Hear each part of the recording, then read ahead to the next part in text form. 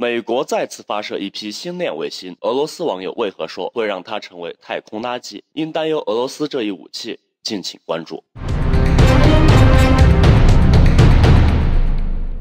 近日，美国再次发射一批星链卫星。据澎湃新闻报道，在美国东部时间10月6日7时29分的时候，此前因天气和地面系统问题多次推迟发射的 SpaceX 第13批60颗星链卫星，终于搭乘猎鹰9号火箭从美国佛罗里达州肯尼迪航天中心发射升空。1级火箭和半个流星罩都已经进行了3次重复使用并成功回收。到目前为止，美国太空技术探索公司 SpaceX 已经累计向太空发射了773颗星链卫星。据了解，这次发射任务的猎鹰9号火箭已经执行过2次发射任务。在今年的5月30日，这枚猎鹰9号火箭搭载载人龙飞船，将美国国家航空航天局NASA测航天员道格·豪尔利和鲍勃·本肯送往国际空间站。随后，在今年的7月的时候，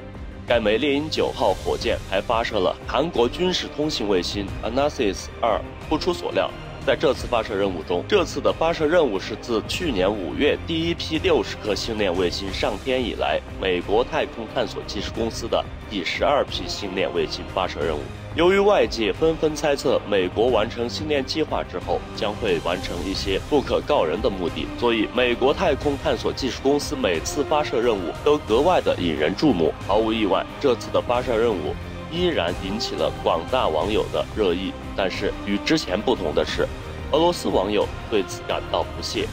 甚至有人说道：“我们会让它成为太空垃圾，这是为什么呢？”此前有越南网站报道，俄罗斯制造的 Peresvet 激光武器将能够打击到俄罗斯认为对他们安全构成威胁的任何飞行目标，并且俄罗斯方面已经完成了测试。之前在叙利亚战场上，俄罗斯就已经使用了 Peresvet 激光武器，成功击落了一架以色列军队的无人机。不仅如此，俄罗斯的这款武器还有一个令美国感到担忧的能力。据美国高层的一名官员称，俄罗斯研制的新型移动激光武器的强度足以击落美国的卫星，并且到目前为止，美国方面依然没有寻找到特别有效的方法对抗俄罗斯的激光武器。由此可见，美国发射的卫星将很有可能成为俄罗斯 Peresvet 激光武器的活靶子。这样一来，如果美国星链计划建成后，俄罗斯方面发现这一计划会对其安全构成威胁的话，他们很有可能会毫不犹豫地将其击落。届时，美国发射的星链卫星将会成为一颗颗太空垃圾。